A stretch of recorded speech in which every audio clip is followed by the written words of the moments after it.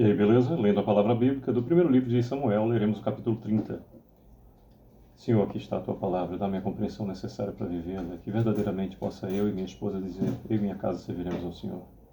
Sejamos instrumentos do Senhor de modo direto ou indireto, com aquilo que sai da nossa boca, com a vivência que temos, com a experiência que o Senhor nos faz passar durante a vida. Em todos os momentos, Senhor, porque a tua palavra diz, em tudo dai graças.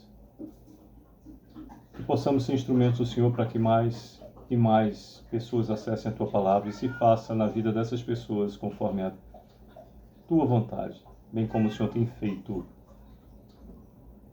que na nossa vida aconteça conforme a Tua vontade. Te amamos, Senhor, te agradecemos por tudo. Vivemos felizes em meio ao Teu amor, favor e poder. No mundo nós temos aflições, sim, elas nos impacientizam, nos colocam em posições para ansiedades, mas em tudo colocamos nas Tuas mãos. Eu entrego a minha e a da minha esposa, todas as nossas ansiedades nas Tuas mãos, te agradecendo por tudo, em o nome do Senhor. Bem, temos no capítulo 30, penúltimo capítulo de Samuel, do primeiro livro de Samuel, 31 versículos, e diz o versículo 1 em diante. Sucedeu, pois, que chegando Davi e os seus homens ao terceiro dia a Ziclag, já os amalequitas tinham dado com ímpeto contra o sul e Ziclag, e a esta, ferido e queimado, tinham levado cativas as mulheres que lá se achavam, porém a ninguém mataram, nem pequenos nem grandes, tão somente os levaram consigo e foram seu caminho.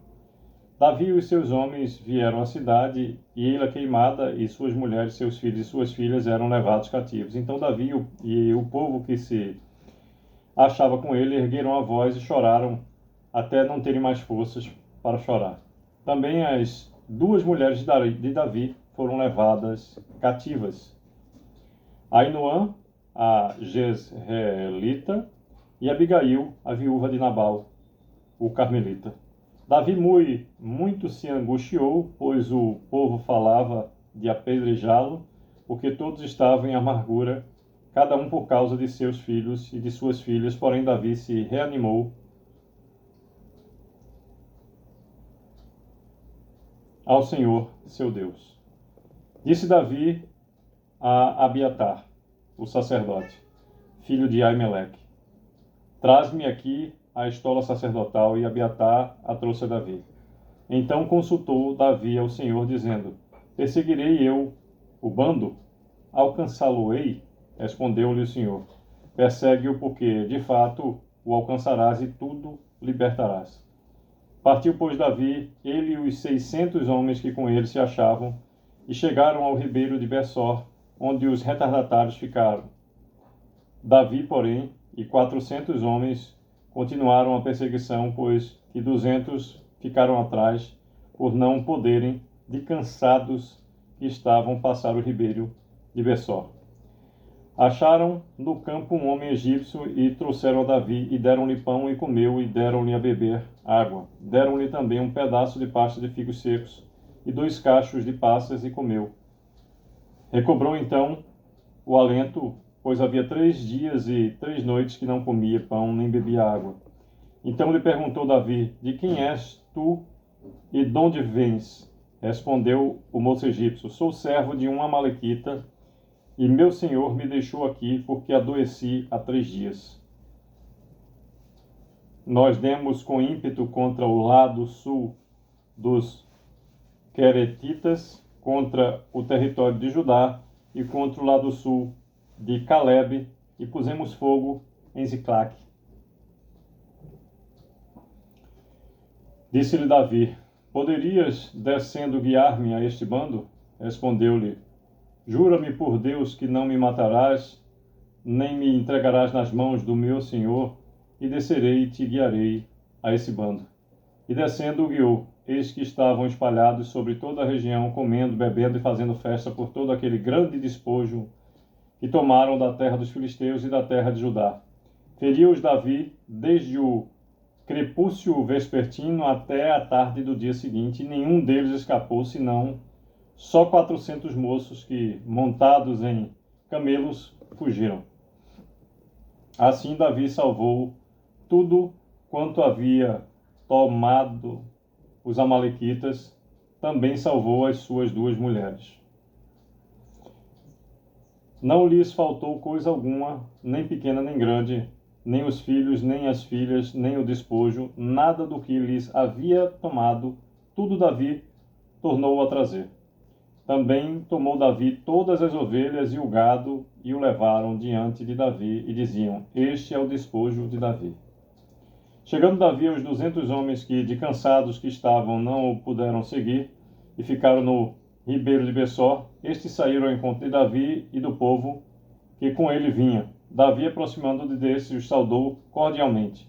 Então todos os maus e filhos de Belial, dentre os homens que tinham ido com Davi, responderam e disseram: Visto que não foram conosco, não lhes daremos do despojo que salvamos. Cada um, porém, leve sua mulher e seus filhos e se vá embora.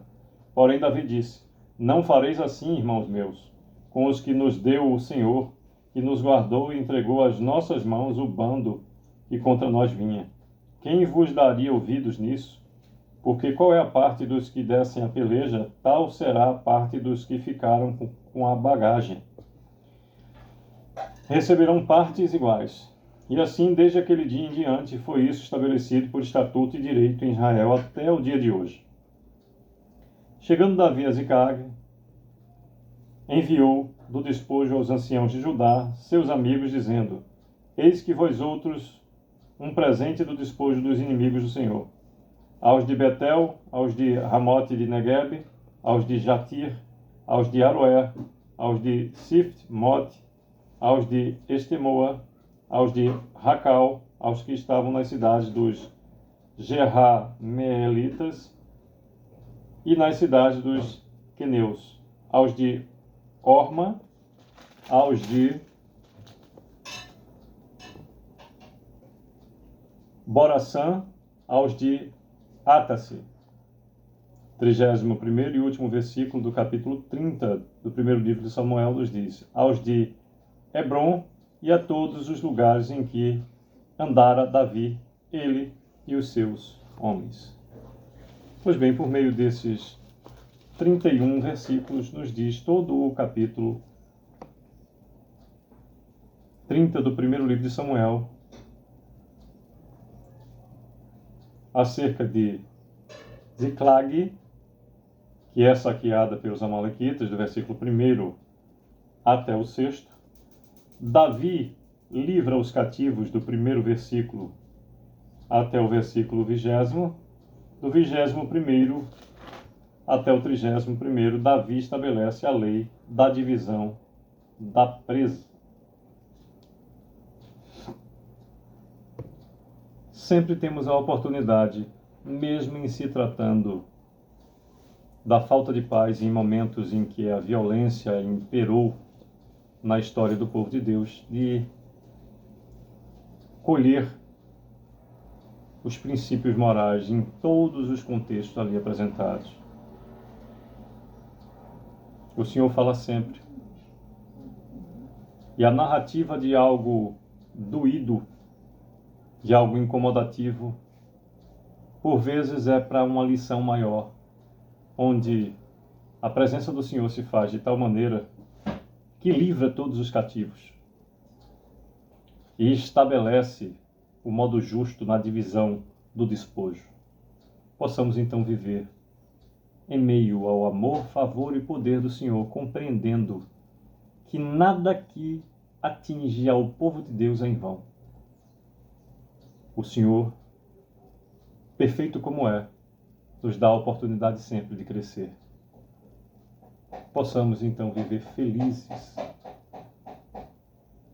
conforme o propósito do Senhor, em meio exclusivamente ao seu amor, favor e poder. Sucesso.